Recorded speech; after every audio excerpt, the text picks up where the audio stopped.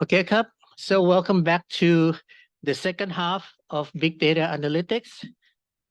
This is the first class after your midterm. The midterm was, like I said, essentially on, I guess, classical probability and statistics, right? And as I explained at the very beginning, the way I group data analytics is into three parts. One is the interactive visualization, right? It's sort of this part here. I guess we did that before at some point. Okay. The second part would be probabilistic modeling, right? Or let me just run this in the background so I have everything when I'm needed. Okay. Now I don't recommend doing this on a in general case because sometimes it takes too much RAM or something to run the whole batch. But I'm just going to run the whole notebook, which is almost 200 pages long at once in the background. So we'll come back to it. Anyway, so the first part is interactive visualization. That means what? That means that the data is high dimensional, right? And you can literally get insight just by plotting the right axis. Okay. So if you have, say, 20 variables, and somehow you can say that variable 7 and 9 are actually the same thing, or that's one insight, you can eliminate one variable, or you can say that the populations kind of like scatter around this n, and there's another group of population here. So these are the sort of thing that just by plotting, using discrete plot, discrete 3D plot, line plot, list plot, histogram, right? Bar chart, all kind of thing. This gives you insight. And what's the one example that you can use always? I always use that. Carbon dioxide concentration in the atmosphere since the, before, from the beginning of maybe humankind or ice core record all the way up to industrial revolution and up to the present, right? So you see this kind of nice line kind of like bothering here, and all of a sudden it keeps shooting up, and now we are beyond 400 part per million. Okay, so that carbon dioxide concentration in the atmosphere, just by looking at it, and then you just plot the timeline, and there it is. Humanity hits industrial revolution and so forth. You can pretty much tell what's happening. You can tell the story just by looking at it. That's called interactive visualization. The second part is probabilistic model, and that goes to the classical studies where you study probability distribution and do some kind of statistical inference. This is where you make an assumption on what the distribution looks like. Is it normal distribution? Is it log normal? Is it gamma distribution? Or if you want to predict y as a function of x, the statistical way would be to do some kind of regression, right? Maybe y is a linear regression equation, right, on x, and based on those assumptions, the function leaves out unspecified parameters, right? The mu, the sigma, the lambda, or whatever, right? And then based on the data, you get the value of the mu, the sigma, the lambda that best fit the data. Once you did that, it's called fitting the data. Then you can interrogate the resulting distribution for any kind of information you want. Okay. So in my background, back in risk management, the idea is that you make an assumption that say portfolio risk follow normal distribution, student T distribution. But then where's the mean? Where's the variance? Okay. And is it true that it is really symmetric? It doesn't have a skewness and so forth. So you check all this. And once you are satisfied that you have the distribution of risk, whatever risk factor that is you're looking at, then you can ask all kind of problem. Okay. Some of you may have heard of term like value at risk. This would be asking about quantile, the probability at the tail end. All this comes about from fitting the parametric distribution model with the data such that this is about, visualization and all that. We talk about that, right? And so let's go to Yeah, probabilistic modeling, right? That's the bit that we talked about last time. And finally, so this is all the distribution and kind of stuff. Blah, blah, blah, blah, blah, blah. Whoop. Oh, second. Coppola. Okay, here we go. Inferential statistic. And now we are unsupervised machine learning. Okay, fine. We go to, that's next week. I'll go to supervised machine learning, which is today. Boop, boop, boop, boop, second.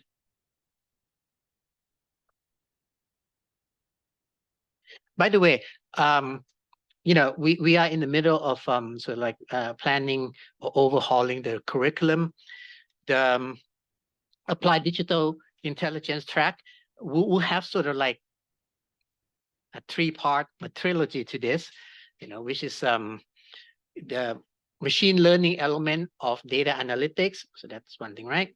And then there should be like a proper machine learning class where you actually go into the actual engine of machine learning.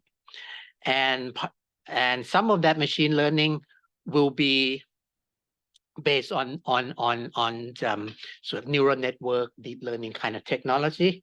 And then we will actually have a class that actually take that bit and go deeper into neural network, go all the way to large language modeling, you know, ChatGPT and whatnot, transformer model. So it's going to be sort of like eventually, hopefully, a three-part thing. Okay, so this is the part of machine learning that is applied to the umbrella of data analytics. Okay, like I mentioned to you at the beginning, there's some certain machine learning that doesn't apply to data analytics. For example, robotic control, for example, applies machine learning. In particular, reinforcement learning is a very popular framework, and you use that to train an autonomous robot, right? But that autonomous robot is not in the scope of data analytics. So I'm not going to go back to the mind map in the beginning, but if you recall, right, in the machine learning part as applied to data analytics, the group that I call supervised learning would correspond to, you know, the idea that the computer learns from example how to say Y correctly corresponding to X. All right. And that goes back to your own childhood when your parents pick up an orange, right, and tells you that is an orange. Okay. Well, that's teaching you what an orange is. But when it comes to supervised learning, it's not enough for your parent to say this is an orange. You have to make a call. And if you say banana, your parents have to correct you. Nope, not banana. If you say orange, yes, correct. Okay. So showing you a banana and say that's a banana, showing you an orange and say that's an orange, that's kind of teaching. That's not really learning.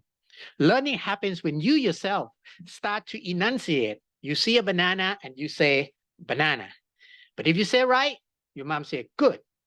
If you say wrong, your mom say bad or correct, incorrect, right? So what's the most I guess critical aspect of this learning process is that you are given immediate feedback, right? Or at least the immediate feedback is there. So, you know, maybe if you take a test, there's a picture of banana and apple and monkey and orange and all that, and you have 10 questions. You don't get the answer right away, but then you take your exam. A week later, you come back and get feedback. The essence is that there's a right and wrong answer to it. Okay, there's a right and wrong answer. So that we call supervised learning paradigm. Okay, so technically, if you want to sound, you know, well educated, you say there are three principal machine learning paradigm: supervised learning, unsupervised learning, reinforcement learning, and soon to be another paradigm, which is, you know, we're working out the name. Should we call it embedded learning, representation learning, or generative learning. It's kind of a mess right now in terms of what we should call it. Anyway, so there'll be one or two more learning paradigm in machine learning or artificial intelligence. But back to our case, we just have supervised and unsupervised. Okay, supervised, basically you're learning the mapping from X to Y. Right? X is the information, Y is the answer. Okay, X, Y, X, Y, X, Y. You see a whole bunch of them. You start to make guess for a given X. You get the answer. You get told whether or not your estimate for Y is right or wrong. Okay, so that's it. Right? That's supervised learning. Now, so that's today. Okay, that's today. Now today, we also separate problem into two large class. Okay, two large class. I'll give you the name, right? One is called regression, one is called classification. Okay, just the name. Don't get hung up. Now, I apologize, but sometimes I really get annoyed with silly little detail. If you had a friend in biology, right? When they talk about classification, you know what that means? That means they get the taxonomy and they develop the class. They take the animal kingdom and they go, kingdom, phylum, blah, blah, blah. When they see an animal in the wild and they say, what is that? Okay, that is this kind of frog. That's called identification. Okay, so that's biology. Okay, that's biology. The classification exists. When you get a species, an example, and you say, what is that? Oh, that's a special species of shark and so forth. That's called identification. Okay, in our world, that process of telling what class it belongs to is not called identification. It's called classification problem. Okay, so we agree with you on the same page. So don't have a fight with don't have a fist fight with your biology friend. Classification for us means identification in biology. Okay, with that we can keep going. Okay, fine. Now we're gonna get to the workbook, and you're gonna have to do your own coding and so forth. But right now, let me start with a little bit of a hand waving. Well, not hand waving, but basically, well, it is hand waving. So let me go to this. Stop share, right? Stop share, and I go to here, so I can draw. And basically, I want to draw, and I go to here and I'll share. Correct? Do I share here or not?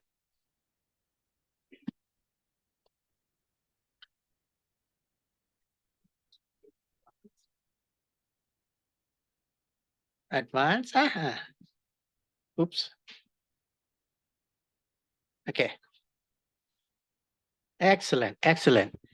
Okay, I'll get a hang of this soon enough. Maybe by the last class I get it. Okay. Pen. Good.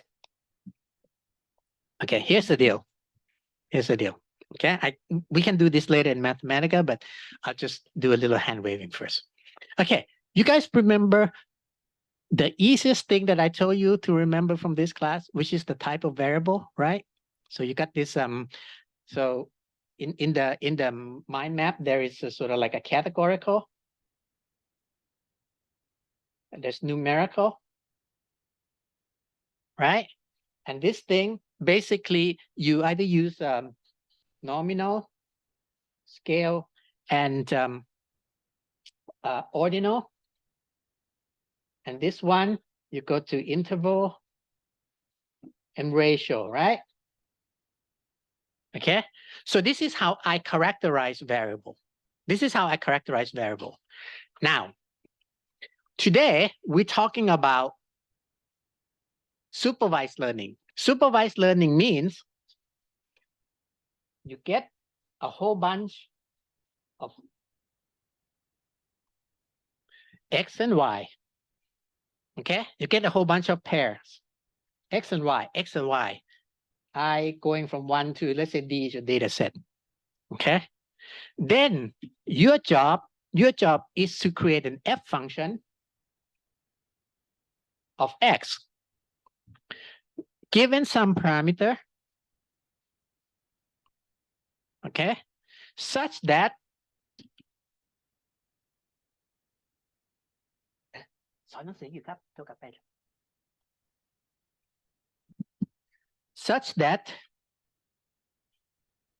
if you have xi and then you check f of xi versus yi, okay, this error is minimized. Okay, that error is minimized. Again, what's x? X is a picture. What's y? Orange. Okay, so you have to create an internal function so that when you see a picture, you say orange. Okay, and that's based on past data. Okay, now the idea here, and this is very important, is that if you did this, it's sort of like shooting fish in a barrel. You're just trying to fit the data, right? But in application term, remember what's the very first, almost the first sentence that I said about definition of data? Data are records, but they are drawn from some kind of underlying population, and you're not interested in the data. You're interested in the general case from which the data is drawn. So my question is, am I interested just in getting the right answer for the previous X? No.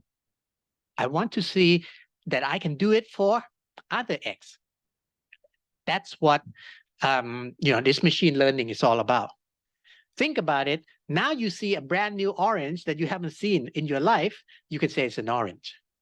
Okay. So I'm not showing you the orange you saw when you were 3 years old. I'm showing you a brand new orange you have never seen, and yet you can say orange. Okay, because you have internal function that will represent the mapping from picture to identification, okay, which we call classification. Right. Now, here's the deal. Keep 2 words in mind. I'm not going to go dig deeper into this, but in the future, it's probably going to matter a lot, especially in your proper machine learning class. There's a distinction between interpolation and extrapolation, but anyway, just keep that word in mind. So here's what you want to do. Here's what you want to do. You want to minimize this error so that when you get fx new and you get y new, you also get the right answer. That's what you want, right? Now, go back to this page. How does this matter to us? It matters because if y is categorical, that problem is called classification. Now, there's some possible exception to this, but when y is numerical, the problem is regression. Okay, so in other words, you will hear this a lot. Y is a label. Okay, and in data science or in sort of like a practical application, you talk about label data. So anytime you hear the word things like label data, you can pretty much be guaranteed that you're doing some kind of classification problem. Okay, label like orange, right? Now, this one, they don't say label. Sometimes it's just some kind of value, some numerical value, some kind of prediction. So it's prediction. Okay, something to predict. Okay, so today we're in the world of supervised learning. We separate into 2 classes. Now, this says nothing about X. X can be anything, right? For prediction problem or by the way, let me say this again. Regression sometimes is called prediction in this context. Okay. They're both not great terms. They're used interchangeably. The difference is that regression has specific meaning in classical statistics regression equation. Okay. And prediction has a looser meaning, like I predict it's gonna be a miserable day tomorrow. Okay, just kind of loose prediction. I predict my wife's gonna be happy or whatever. Okay, so it kind of loose, very loose meaning. People use that all the time, but I don't say something. So that case has nothing to do with this. But prediction, regression are used interchangeably. Classification. Okay. Now, so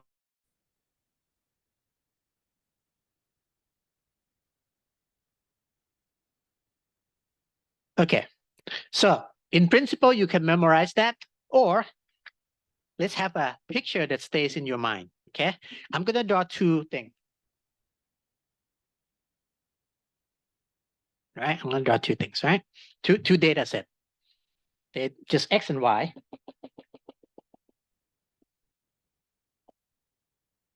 Okay. We don't have another color, do we? Do you have a red?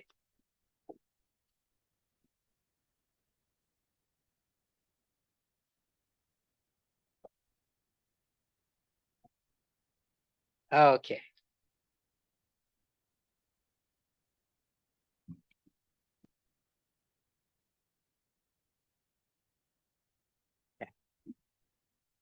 Maybe I should give you. Okay.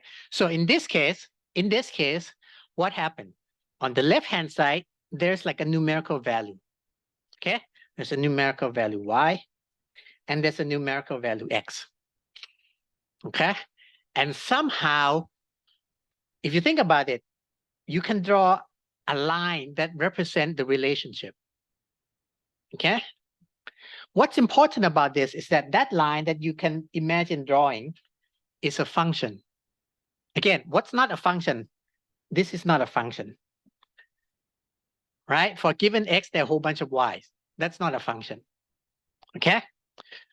In this case, you can have one X and two Y's.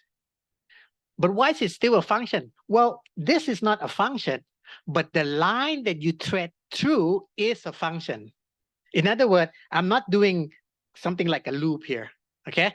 So the line that I'm trying to fit through is a function. That function is Y is equal to f of X. Okay. This, in general sense, is how you predict Y knowing X. Okay. Again, there's a question answer kind of thing. X comes to you, you say Y as an answer, right? So this case is called regression problem.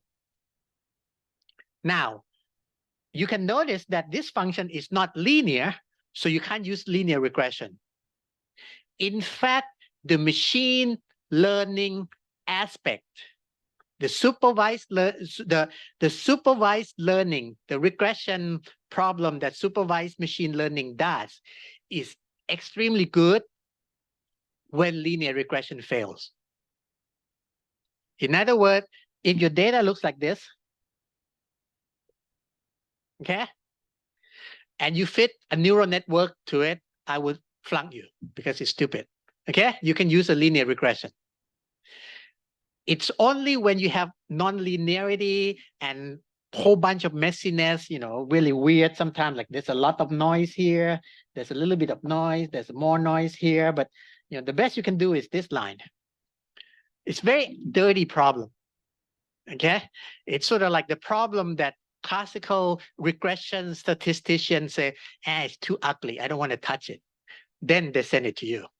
Okay, send it to me. Okay, I use a nonlinear regression fit. I can do that. So that's what's called linear regression. Okay, you're predicting Y as a function of X, as a function of X with some parameter, but your job as a data scientist is to create this function. Okay, now this function is easy to see because I've only got one X, right? If I've got 5,000 X, I can't draw that. Okay. However, computer algorithm can still do it. Moreover, and I'll tell you this, we separate into two classes of model, if you want. One is sort of like a transparent model that looks like regression. You can say, you know, like there's a parameter, there's a reason why I predict Y like this, because X7 is greater than 5 and X5 is below 0.2 or something like that, okay? You can sort of dissect. But then there are more opaque models. These will be things like neural network, deep learning, where you get the output, but you don't know how it does it. In a way, it's the same thing as a human brain, right? Can you tell me why you call orange when it's an orange or whatever? You can't, right? It's just implicitly in the parameterization of your brain. You can't spell out the brain function. Okay. So anyway, so that's what's called regression problem. You're creating a function f of x such that, okay, such that you give me x, I'll give you f. Now consider this problem. This problem has label blue, label red. So the output here is not the value. In fact, here I would say it's x1 and x2. And the output is y is red or blue. Right? So y is not on here. Y is the label. Okay? Now, question is, what is your job?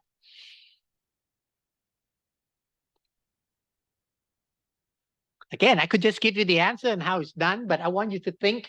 And once you think through this, it's going to stay with you for life, I guarantee. Okay? The left-hand side, easy, right? Create a function. So I stick in x, I get y. What am I doing on the right-hand side?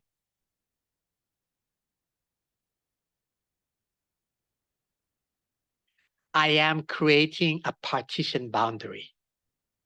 So what I want to do is not to draw a line like this, but draw a line like this. Separating the mostly red from the mostly blue. Okay? Can I do it perfectly? No. Right? No. But you can see that that is your job. Now, let me ask you a question. Is that line a function? Okay, let me draw it like this, exaggerated. It's a trick question. It doesn't look like it because x2 is not a function of x1. However, that's the trick part. I'm not talking about x2 as a function of x1. I'm talking about partition as a function of x1 and x2. So what I'm doing is a slice of the value of that function. In fact, that function is a three-dimensional surface. Okay. At this point, it cuts, you know, x and y, basically. X, okay? So what I'm trying to do is create a function that spells red on the one side and blue on the other. Okay? It is a function. It is a function. It's just not a function of x2 as a function of x1. It's a function of this surface that I haven't drawn yet as a function of x1 and x2. Can you guess what that function looks like? Well, it's a function of two variables, right? So I'm going to need a third axis. Because it's so messy, I'm going to start over. Okay. And what did we have before? Kind of like this, right?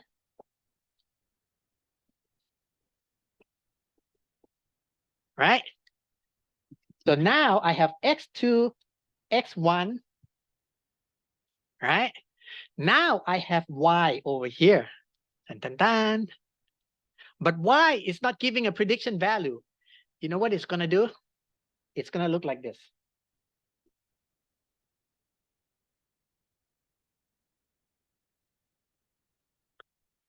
That y is going to give a value close to 1 corresponding to red. And then it's going to give value close to 0 corresponding to blue. See that? Aha. Now you see why classification problem is used for, did I lose something again? Why classification problem is used for the cases when Y is categorical variable, right? Right? So you can say 1 and 0 is nominal because 1 is not the same as 0. Or you can say it's ordinal because 1 is pass, 0 is fail. So pass is better than fail. And in fact, you can do this again. So you think of this as a sort of like a soft step, right? You can have a 2-step. So 0, 1, 2. See? So it's kind of a discrete thing, right? So this kind of creating a function, but it's not a function that gives you the value that you want. It's giving you the value that separate two populations, one for red, one for blue. Okay? That is the essence of classification problem. Now, remember that when I said this is a regression problem,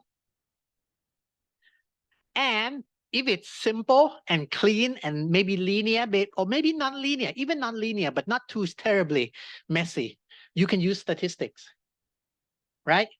That's why for the past, 50, 100 years, statistics has been able to deal with prediction problem. But problem like take some value, output cats and dogs, it has not been able to do. The reason is because it is this kind of problem. So it's this kind of problem, a more general version of machine learning that can do classification problem. So if you have an iPhone or whatever, doesn't matter, that looks at a picture and says a cat or a dog, you know that inside of that, there's a classification algorithm. There's no regression equation in there. Okay? So are we clear? Right? So again, I walk in this room, I said, data analytics, from our perspective, we have interactive visualization, we have statistical modeling, probabilistic modeling, statistical inference, the classical thing. And the third part is machine learning. Machine learning is huge, cover things even robotics, but the machine learning part that is relevant to this class, I'm just going to cover two paradigms, supervised learning, unsupervised learning. Today, supervised learning. Just like when your mom show you an example and say the cat's a dog or apple and orange. Immediate feedback. So how does that data come in? Come in the form of pairs. XY, XY, XY. X can be 50 numbers, but there's only one number Y. Okay? Or there's only one label Y. In other words, Y is a scalar. Okay? X can be vector. Okay? And Y, the value itself can be categorical value or numerical in nature. If it's categorical in value, in other words, either nominal or ordinal scale, your job is to create a partition so that you can say 1, 0 or 1, 0, 2, 1. So this would be classification problem, right? But if your Y is a numerical value, like predicting height from weight, okay?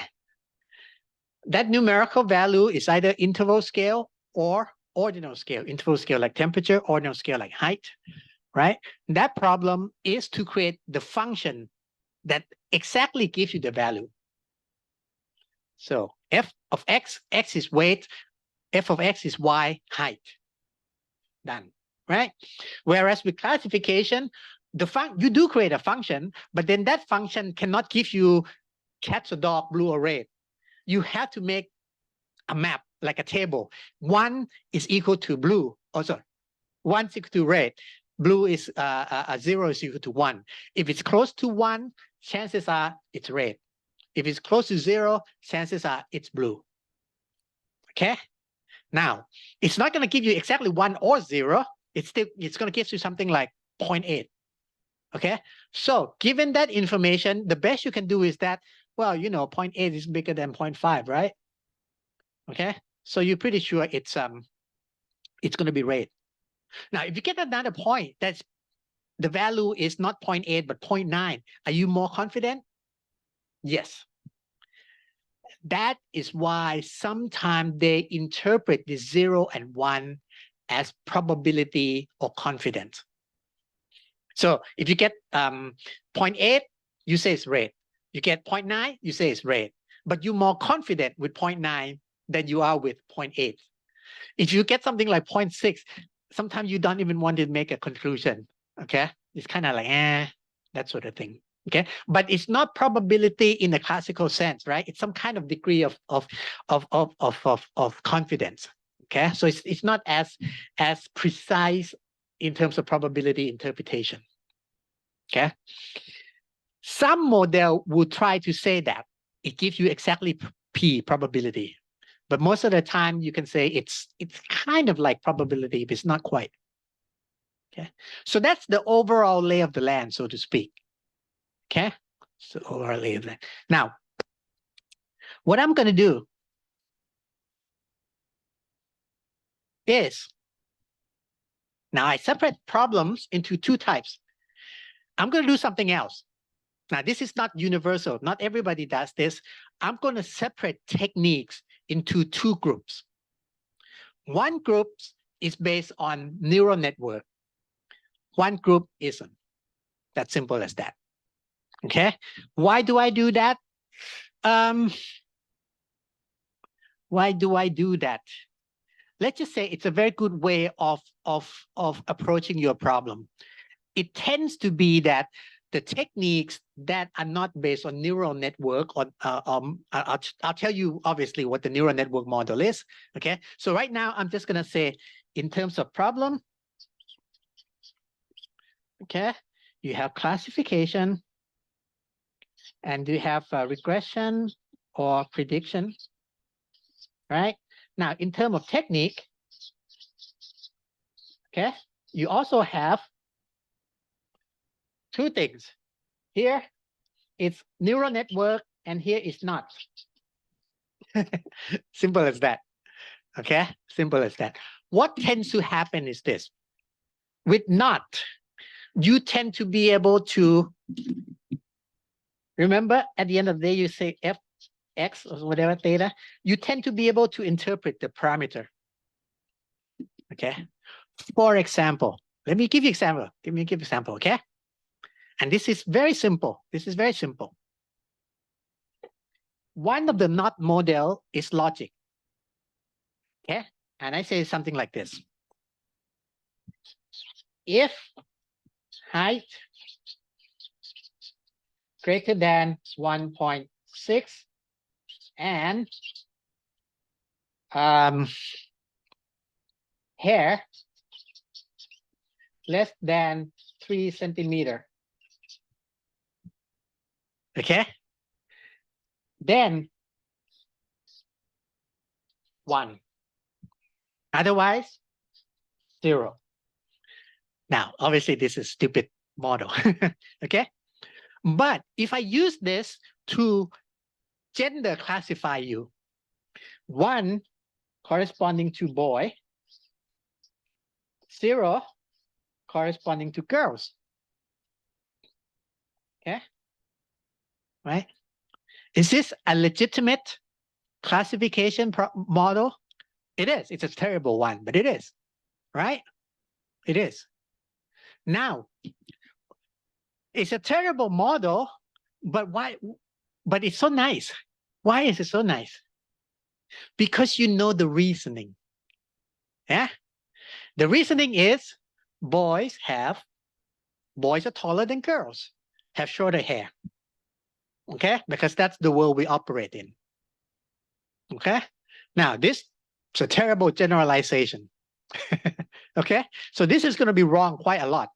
It's a terrible model, yes, but this is a classic, this is a legitimate classification model. The nice thing about it is you can interpret it. You see that 1.6 appear here. You see that 3 centimeters appear here. You know how it works. It's very nice. Okay. Contrast this to, I take a whole 1 million of boys and girls picture, feed it into this thing called convolutional neural network, which you don't know what it is. It's just a piece of software, and it gives you boy or girl. This model is probably 99% accurate. Okay, you can actually show up as a short, long-hair boy, and it probably will make the right correction, right prediction, right classification. Okay, but there's no way you can dig inside this because this thing contains 50,000 parameters. Don't even know what that means.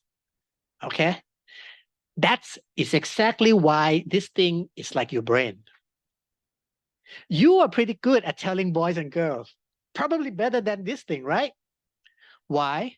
Well, it's because you got trillions of parameters in your brain. But I can't take your brain apart. And here's another thing. This is philosophical. Do you know that you can't transfer brain? In other words, the parameter, you have perfectly tuned parameters, right? To identify boys from girls. If I had a neural network, I know the parameter, 50,000 of them. I can't interpret them, but I can actually export it to somebody else who can download 50,000 parameter on their CNN and do exactly the same job. Perfect. However, your brain is parameterized. There's absolutely no way to take the parameter in your brain, transfer it to anybody else's brain, because you are both equally good at identifying boys and girls, but the parameter is very different because fundamentally inside your neurons are connected differently. Okay, there's not a one-to-one map between this neuron of mine and that neuron of yours, right? So we both have, trillions of neurons, but there's not a one-to-one say this neuron has to be turned on this occasion. This is that neuron. This neuron is that neuron. There's no way. So the brain cannot be transferred, which is kind of sad for those of you who want to live forever. Okay, you might be able to transfer your brain in a digital sense, like some movies, but it's not going to be like a brain to brain. It's going to be brain to some kind of digital format that has a well understood architecture. Okay, yeah. I digress.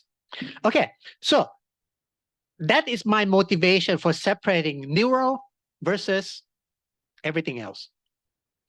Okay, now let me tell you from my experience. Because I studied neural network, I studied long before it was fashionable. I always have this in my toolkit. In my professional life or consultancy life, I try both. Okay, and the rule is this: when data is subtle, maybe dirty or complicated, chances are neural model might work better. However, whenever there's a lot of noise or the model is fairly linear, whatever the reason it is, if it turns out that based on testing, they get similar performance. Okay, which would you rather have? Let's say this thing that has 2 parameters and this thing that's 50,000 parameters you don't understand. Let's say they both predict boy and girl within 85% accuracy.